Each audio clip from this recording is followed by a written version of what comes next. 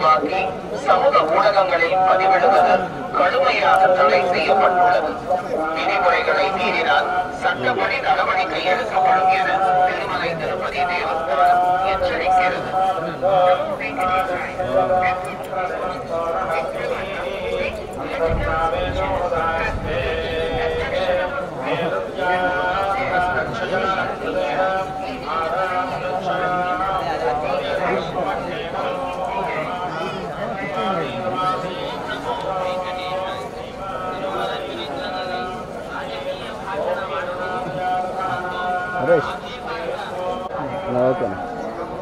అఖిలాండ కోటి బ్రహ్మాండ నాయకుడు కలియుగ ప్రత్యక్ష దైవం కోట్లాది మంది హిందువులకు ఆరాధ్య దైవమైనటువంటి వెంకటేశ్వర స్వామి పట్ల, తిరుమల క్షేత్రం పట్ల, ఇక్కడ ఉన్నటువంటి ఆచార వ్యవహారాల పట్ల ఉద్దేశపూర్వకంగా తప్పుడు మాటలు మాట్లాడుతున్నారు.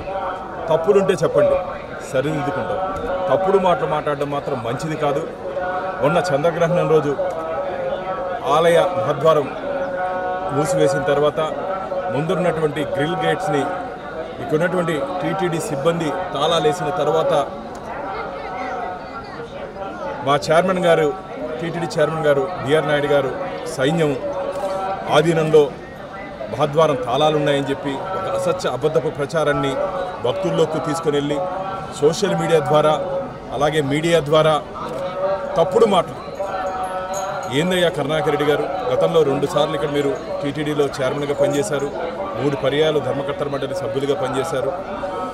బండి తాళాలకి గుడి తాళాలకి వ్యత్యాసం తెలియదా మీకు?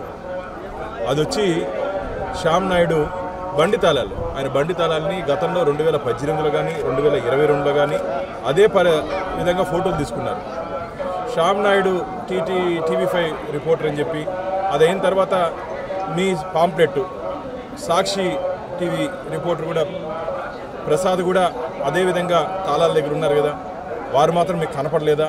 అంటే ఏదో మసిపూయాలి, ఇక్కడ అన్నీ సక్రమంగా జరుగుతున్నా సరే మీరు ఇక్కడ ఏదో అక్రమాలు జరుగుతున్నాయని చెప్పి ఒక అసత్య అబద్ధపు ప్రచారాన్ని భక్తుల్లోకి తీసుకుపోయే పనిని ఉద్దేశపూర్వకంగా ప్రతి నెల ఏదో ఒకటి చేస్తున్నారు. ఇది మంచిది కాదు.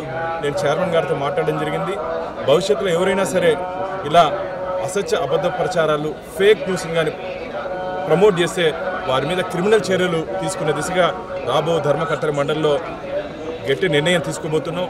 దీన్ని ఎవరిని బెదిరించాలనో భయపెట్టాలనో కాదు, ఇక్కడ నుండి పవిత్రతను కాపాడాలని, ఇక్కడ నుండి తిరుమల పవిత్రతను కాపాడాలని చెప్పి మేము ప్రయత్నం చేస్తున్నాం. అందరూ దీనికి సహాయ సహకారాలు అందించాల్సిన బాధ్యత ఉంది.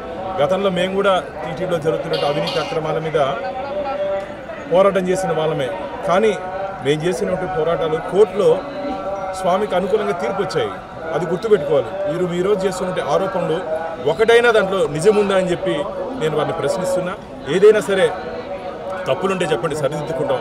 కానీ తప్పుడు మాటలు మాట్లాడి అసత్య ప్రచారాలు కానీ చేస్తే భవిష్యత్తులో జరగబో పరిణామాలు చాలా తీవ్రంగా ఉంటాయి. ఎవరైనా సరే, ఏ స్థాయి వ్యక్తి అయినా సరే తిరుమల క్షేత్రంలో ఆధ్యాత్మిక వాతావరణాన్ని మేము కాపాడుకుంటూ ముందుకు పోతున్నాం. మా ధర్మకర్తల మండలి మీద ఊరికే రోజు ఏదో ఒక ప్రచారం చేయడం మంచిది కాదు. కాబట్టి భవిష్యత్తులో దీని పరిణామాలు చాలా తీవ్రంగా ఉంటాయి. రాబో ధర్మకర్తల మండలి సమావేశంలో ఎవరైనా సరే దీన్ని చేస్తే వారి మీద గట్టి చర్యలు తీసుకునే దిశగా మేము నిర్ణయం తీసుకునేదానికి చైర్మన్ గారితో మాట్లాడిన తర్వాత నిర్ణయం తీసుకున్నాం. యాదవులకి మనోభావం దెబ్బతీశారు అనేసి అంటున్నారు.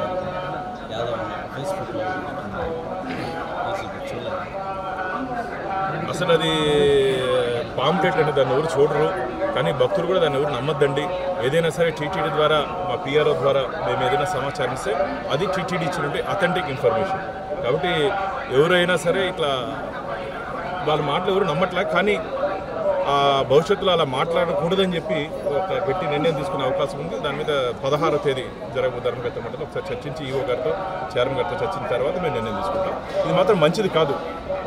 అంటే ఇది కొండ మీద రాజకీయాలు మాట్లాడుకుంటారు కాబట్టి మాట్లాడట్లా. కింద దిగిన తర్వాత దీని మీద ఇంకా మా దగ్గర చాలా వివరాలు ఉన్నాయి. వారి హయాంలో ఏమేమి జరిగిందో ఆ వివరాలన్నీ మీడియా ముందు పెట్టబోతున్నాం.